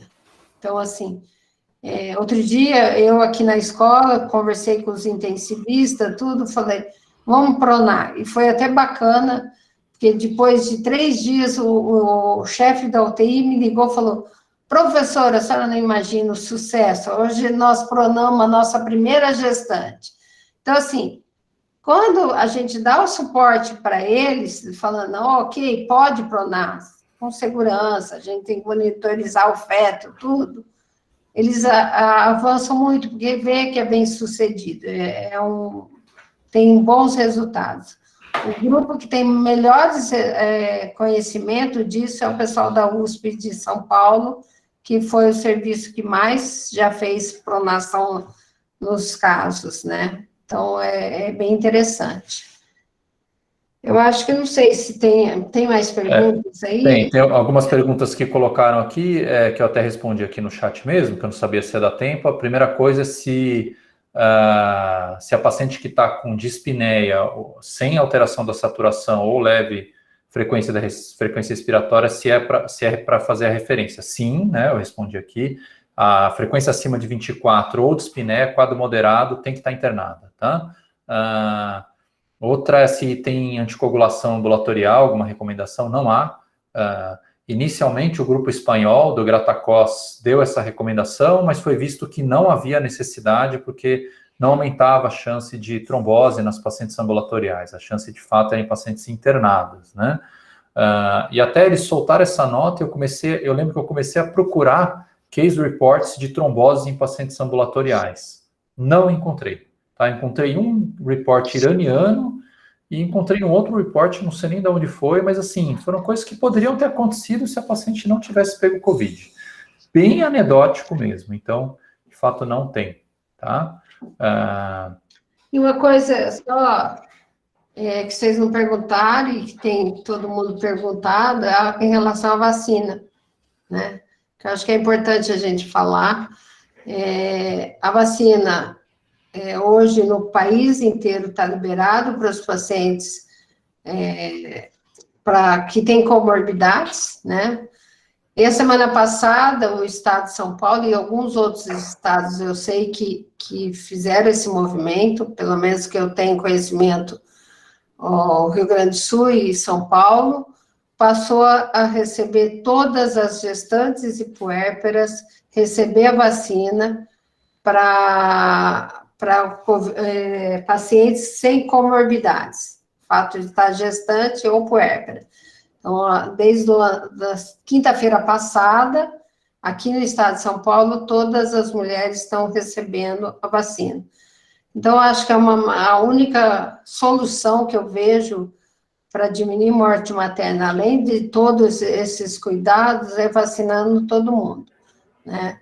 E o estado de São Paulo está acontecendo isso, eu não sei como está no Mato Grosso, mas eu acho que a gente tem que caminhar para isso, né? Então, Tiago, acho que quer perguntar alguma coisa, Tiago? Tá fechado o seu microfone, está Tiago? desligado. Bom dia a todos. Bom dia, Tiago. Secretário de Saúde de Maracaju. Que bom. Vocês aí pela iniciativa, né? Agradecer o doutor Pedro, nosso companheiro de batalha aqui, pela disposição de estar nesse momento.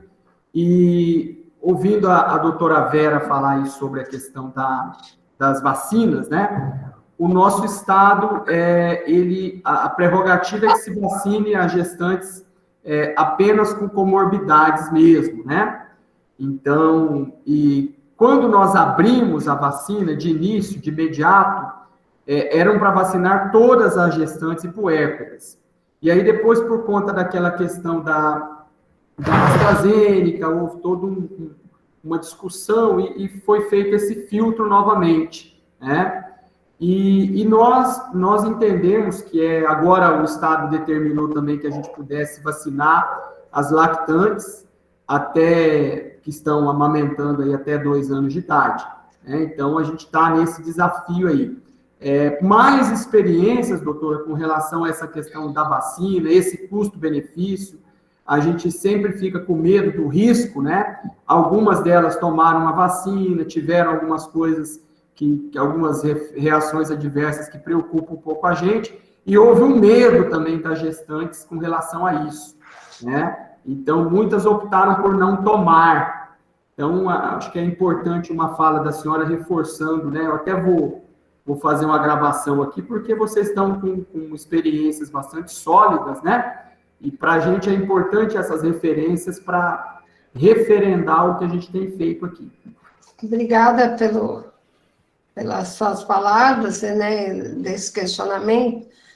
Vou passar um pouco da série histórica que a gente passou em relação à vacina, tá? Desde o dia 23 de dezembro, eu gosto sempre de reforçar isso para mostrar que a gente está preocupado há um bom tempo, né? Esse grupo, a gente se reuniu no dia 23 de dezembro para discutir se a gente indicar vacina para todo mundo ou não, né, quando ia começar a vacinação.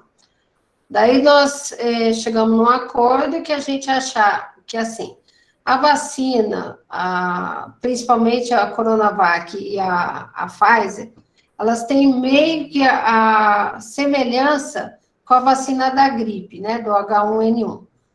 Então, teoricamente, porque assim, se a gente for procurar estudos, não existem estudos suficientemente em tamanho amostral, de tempo, para a gente avaliar a vacina, certo?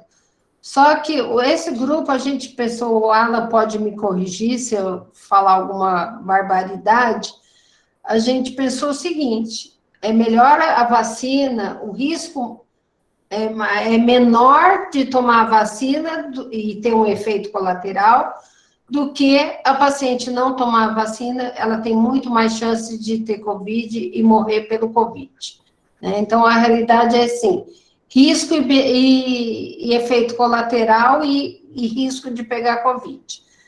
Daí, nós conseguimos conversar tudo e conseguimos todas as articulações para que o PNI ela entrasse como grupo de risco, certo? Infelizmente, aconteceu aquele óbito decorrente de um efeito colateral da vacina, né, da AstraZeneca, e daí a gente acabou voltando, né? Então, já estava determinado de que em maio, no começo de maio, todas as comorbidades entrariam na fase 1 da vacinação, e as pacientes de risco habitual entrariam no final do maio, na fase 2, de receber a vacina.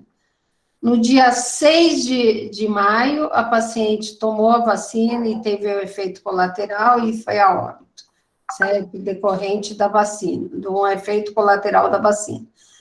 E daí a gente, no dia 11, a gente recuou e teve aquela reunião do ministro da Saúde se posicionando corretamente naquele momento, de a gente recuar e suspender a vacinação até descobrir se era um efeito colateral ou não da vacina. E daí, vocês sabem como foi a determinação do PNI de que seria só os pacientes com comorbidades. A semana passada, há uns 15 dias atrás, a gente tem feito várias reuniões, várias recomendações, estudando, né? Estamos todo mundo no mesmo barco. Ninguém quer fazer nada de errado e ninguém quer fazer mal para as mulheres, né? Isso é óbvio. E daí nós, do grupo, reforçamos a necessidade de ser vacinada as pacientes. A Febrasgo, acho que na semana passada, não sei se já saiu uma recomendação da Febrasgo, reforçando a necessidade da vacina, mesmo nas pacientes do risco habitual. O PNI está se discutindo isso, se vai retomar isso.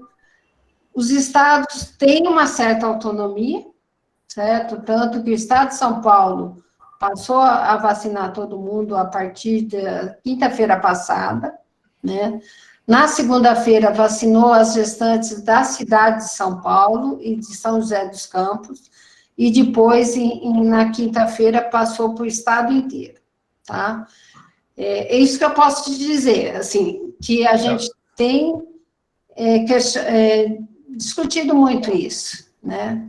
Tiago, também, obrigado por estar aí, acho que é muito importante, né, as pessoas da administração estarem aqui. Eu vou te mostrar uns dados interessantes, que eu acho que é legal você ver. Primeiro, um dado que eu mostrei lá no começo da apresentação, que é esse dado de óbito em comorbidade, tá?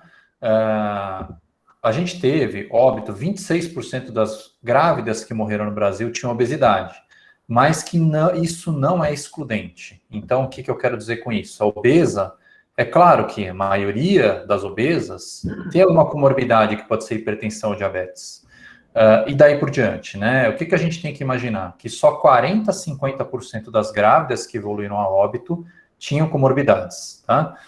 Então, esse é o primeiro ponto importante. Outra coisa que eu gosto de colocar em relação à vacina, isso aqui foi mostrado pela Franciele, lá do Ministério da Saúde, no dia que eles anunciaram o efeito colateral grave. Eu já pedi mais dados para o Ministério da Saúde, eles não me passaram sobre essa questão dos efeitos colaterais, eu vou explicar para vocês aqui. Isso aqui seria o risco de trombose, plaquetopenia com quem faz a vacina da AstraZeneca com a idade mais jovem, tá? Entre 20 e 29 anos, que seria a idade da maioria das grávidas, com a vacina da AstraZeneca, que é nessa idade que é a pior fase de dar essa doença. Seria de 1 para 100 mil. O risco de óbito pela Covid em gestantes, na média, seria 20 em 100 mil, que é muito maior esse ano, e de internação, 200 em 100 mil, tá? Seria essa a proporção, mais ou menos, para a AstraZeneca, isso eu estou falando, tá? E aí, naquela época, eles tinham 3.400 vacinadas com a Sinovac, 15 mil com a Astra e 3 mil com a Pfizer, tá? E o que eles tinham de efeito colateral grave? 2 com a Astra e 8 com a Sinovac. Isso não estava contando com aquele efeito colateral grave que tinha sido do óbito. E o que eram esses efeitos colaterais considerados graves? Eram abortos, tá? Só que o problema é que aborto, ele acontece em 10% das gestantes. E nenhum desses efeitos graves, adversos, considerados, foi atribuído à vacina, tá? Foram todos eventos que, de fato, aconteceriam com ou sem a vacinação. Então, o que eu fiz? Eu também, assim, existe um trabalho da Pfizer, populacional, não é um trabalho randomizado, que é muito difícil ter trabalho randomizado de vacina em grávida agora, né? Mas é um trabalho com 4 mil gestantes, é um trabalho robusto, 4 mil grávidas, 31 mil controles. E o que se viu foi o seguinte, existe uma fake news rolando que aumentou a chance de abortamento. Isso é mentira, tá? O que acontece é que eles pegaram as pacientes que abortaram, né? E as pacientes continuaram grávidas. E eles simplesmente excluíram esse dado das mulheres que continuaram grávidas. Na verdade, a gente teve 9% de aborto no grupo de vacinação e 12% no grupo não vacinado. Se a gente for considerar tecnicamente, a vacina reduziu a chance de abortamento. Só que isso é um acaso, talvez, tá? É um acaso estatístico porque a gente tem um grupo de 4 mil versus 31 mil. É muito diferente a gente pegar dois grupos tão distintos assim. Eu não posso fazer essa inferência de que a vacina protege contra aborto. e muito menos que aumenta a chance de aborto, né? Porque o número é bem menor.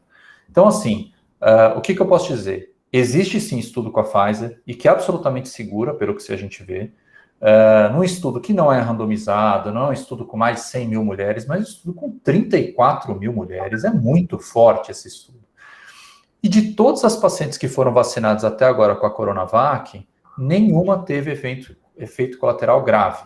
E é a vacina, sinceramente, igual da gripe, igual da hepatite. Então, a gente não precisa se preocupar com essas duas. A da Astra, de fato, a gente sempre esteve com o pé atrás, tá? E quais são iguais à Astra com adenovírus? Astra, Janssen e a Sputnik. As três são com vírus, com adenovírus, não pode dar na grávida. E outro ponto que eu queria chamar a atenção, esse é um dado de bastidores, eu liguei para minha amiga Karina Haratz, de Israel, tá? Ela mora lá, e eu perguntei para ela essa questão, olha, eu quero saber como é que está o efeito colateral nas grávidas da vacina. Ela, mas por que você quer saber isso? Eu falei, porque para o Brasil é muito importante a gente saber, a gente ainda não vacinou todas as grávidas. Resposta dela, então, tem 3 estudos avaliando isso, mas ainda não temos os dados, porque não deu tempo. E ela falou, para a gente não é mais importante, porque a gente já vacinou todas as grávidas. Aí eu falei, mas todas? Ela, 100%. Eu falei, quantas morreram? 0. Quantos efeitos colaterais graves? 0. Por isso que a gente não quer publicar, porque não tem graça esse estudo, a gente não acha que vai ser aceito. Eu falei, Karina do céu, se você publicar esse estudo hoje, vai ter 300 mil referências amanhã, né? Porque todo mundo quer saber isso, dos obstetras. Então, publique isso ontem, porque, de fato, vai ser muito impactante para a gente, pelo menos, no resto do mundo vai ser muito impactante. Eu sei que em Israel já acabou a graça do estudo, mas para a gente não, né? Então, ela falou que, em breve, a universidade deve publicar esses dados sobre vacinação em grávida, mas ela me deu um spoiler aí que não tem graça o estudo, porque não deu nada, tá?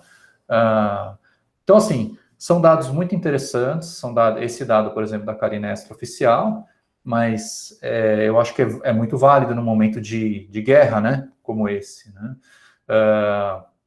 Eu acho que esses dados são convincentes, eu acho que a gente tem que lutar mesmo, porque aumentar de 10 óbitos por semana em 2020 para 42 em 2021, óbito materno, é uma coisa que a gente não pode deixar como está, né?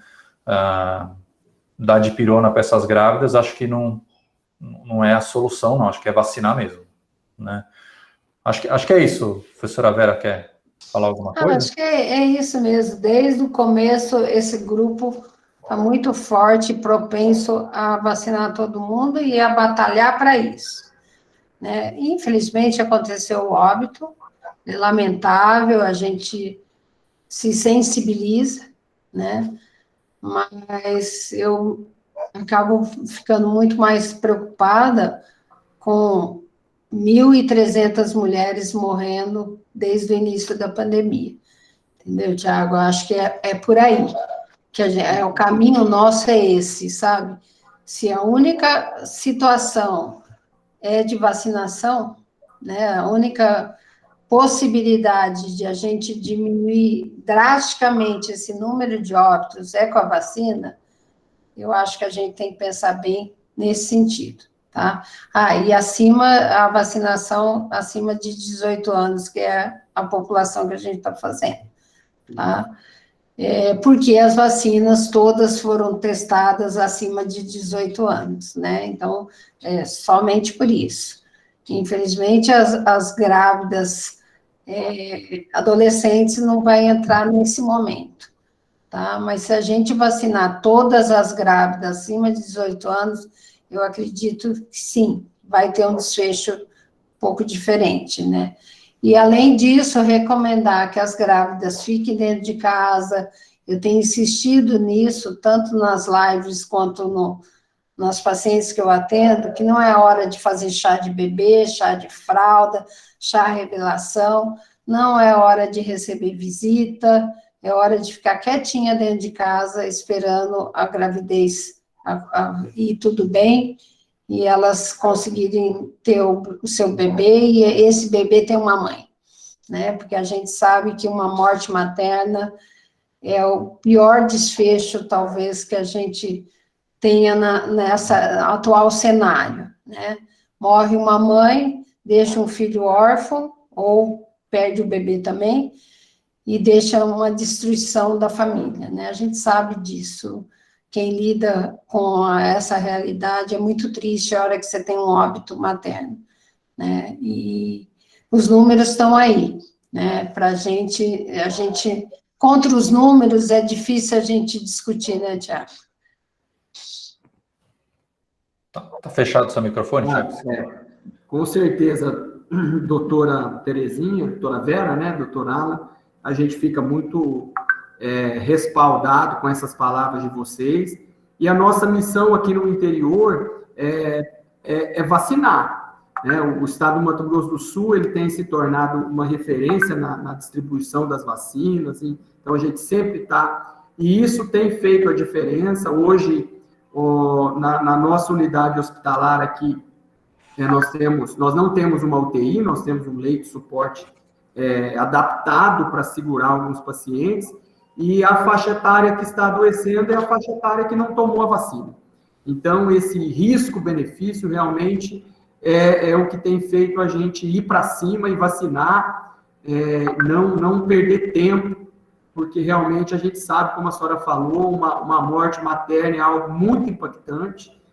Todas as mortes, todas as perdas para nós têm um significado muito grande, mas a gente sabe que o cuidado com a gestante, a prioridade dela, então nós, enquanto município aqui, pequenininho, perto de vocês aí nesse universo da ciência, vai fazer o possível, até vou discutir isso na próxima reunião nossa de gestores com o Estado, se nós não poderíamos voltar já a liberação das vacinas para todas as gestantes, que a gente pudesse oportunizar isso quanto antes a elas, para garantir mais segurança, né? E, Tiago, parabéns. Aprendizado, viu? Parabéns pela coragem de estar aqui. Eu acho que a gente recebeu pouquíssimas pessoas de secretarias, né? E, assim, diretamente o secretário vir falar com a gente é muito importante, muito bacana você estar aqui. Parabéns, viu? Pela coragem, pela iniciativa, muito bacana mesmo, parabéns, eu queria nós te elogiar. Agradecemos. E aí, doutor, se o senhor tiver esse material em PDF, alguma coisa que pudesse oportunizar para a gente, eu vou passar meu telefone aqui pelo... Não, pede para a Karen pega para o senhor. Encaminha para você, né? Encaminha, pode deixar. Então, tá ótimo. E outra coisa que eu queria falar, né, a gente... Eu falei isso uma hora aí, que o pessoal achou até engraçado, e que é verdade, né? Eu acho que em nenhum momento dessa pandemia a gente viu o governo federal, o governo estadual, o governo municipal de São Paulo falar a mesma língua. Nenhum momento. Só para vacinação universal de gestante isso aconteceu até agora. E é verdade isso. As três administrações estão com a mesma opinião, que é para vacinar todas as gestantes, porque não tem outra forma de controlar o óbito materno. E por isso eu parabenizo as três administrações, tanto a federal, estadual, quanto a municipal, de que essa é a conduta correta, eles estão fazendo certo, né? Eu tenho certeza. E não estão medindo esforços para melhorar a pandemia nas gestantes e o óbito materno. Eu acho que isso é muito legal. E quando a gente coloca isso, as pessoas pensam, poxa, é verdade, né? Nunca teve um consenso dos três, e está tendo. Muito legal isso, né? Que as grávidas estão conseguindo fazer isso, né? E por um bem maior. Muito bacana, né? Obrigado por estar aí. Então, doutor Tiago, eu gostaria de agradecer a sua presença e dizer que você, falando na CIB, falando na reunião dos secretários, isso só enriquece, só fortalece a área nossa técnica.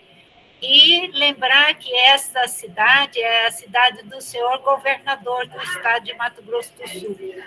Então, você tem provavelmente portas abertas para falar com ele. Eu acho que também você poderia nos ajudar falando com o próprio governador, porque eu acho que é uma política que ele poderia fortalecer nessa discussão. Principalmente, mais do que nunca, valorizando também as testagens das gestantes. E a gente tem municípios que não têm maternidade, então a gente está recomendando que essas gestantes venham para a maternidade de referência já com os testes realizados. Então, se vocês receberem dos municípios aí que faz circunvizinha de vocês, a gente recomenda que vocês também nos ajudem a orientar que essas gestantes ou essas mulheres que precisam de assistência que cheguem nos hospitais de vocês já com os testes. Muito bem. Obrigado, Hilda. Com certeza nós vamos levar. Eu fiz uma gravação paralela aqui desses áudios da doutora Vera, do doutor Alan, e já vou compartilhar também para que a gente possa, na nossa próxima reunião de gestores, trazer à tona essa pauta. Obrigado. Legal, Bom, gente, acho que pode começar a fazer as considerações, Alan, por causa do horário. Sim, do horário, né? Sim, Bom, sim.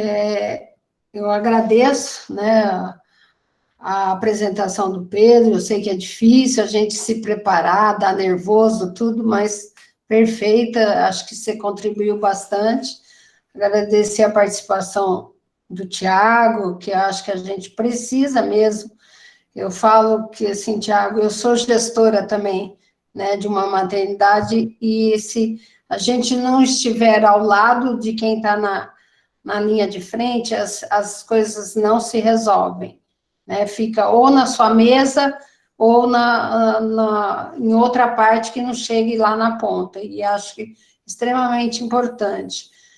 Eu também estive, viu, Hilda, nas reuniões do Fiocruz aí, que nós fizemos 5 reuniões, estamos fazendo, acho que até acrescentou mais 2, né, que é de quarta-feira à tarde, às 5 horas da tarde, que a gente tem sentado com as regiões, com os gestores, porque o que a gente viu no começo dessa nossa participação aí, a gente começou a partir do dia 22 de março, né, até foi eu e o Alan que começamos, a primeira apresentação foi nós dois, porque é de segunda-feira, essas discussões, mas o que a gente via muito, que nessas discussões, os gestores não estavam presentes, então a coisa fica muito difícil. E eu sei o quanto é difícil também, Tiago, a gente como gestor, enfrentar quem está na linha de frente numa reunião assim, né, a exposição. Mas, por isso, eu agradeço pela sua coragem e da sua determinação, né. E acho que, assim, eu sempre agradeço muito de estar participando nesse grupo, né, o Alan, meu grande companheiro. Então, eu falo para vocês que eu não conheço o Alan pessoalmente, a gente só se conhece virtualmente, né? Mas é uma satisfação a gente estar fazendo o grupo.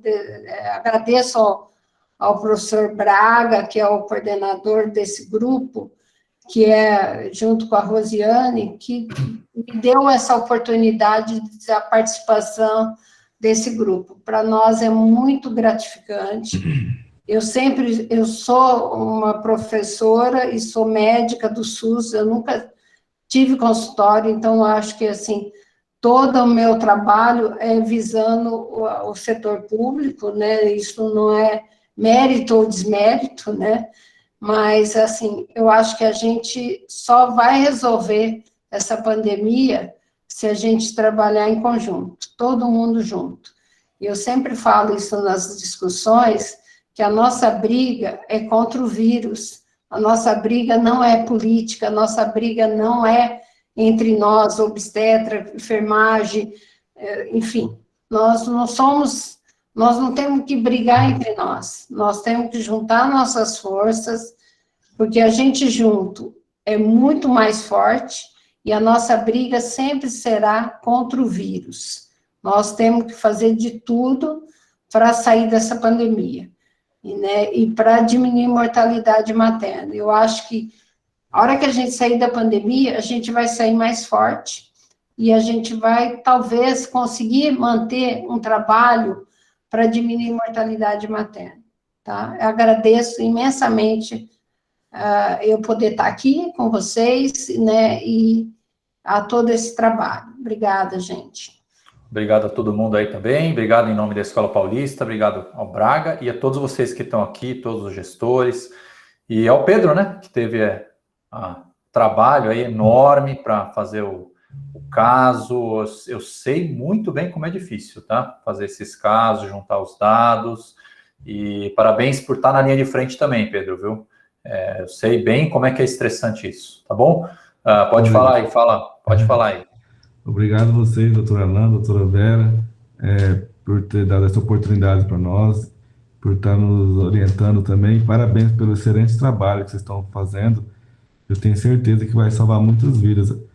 E, querendo ou não, vai ajudar nesse protocolo dessa doença, que é uma doença nova, né? Mas que, se todo mundo se ajustar, e vai ser mais fácil de criar esse protocolo para a gente poder atuar aqui em todos os lugares do Brasil, né? E agradecer ao Thiago Caminha também, que sempre deu muita força para nós, a enfermeira Fernanda também, que ajudou bastante a montar aqui a discussão do caso também. E a todo mundo aí, muito obrigado a todos. Doutora Hilda, obrigado pela participação da senhora também, viu? Tchau, tchau, gente. Tchau.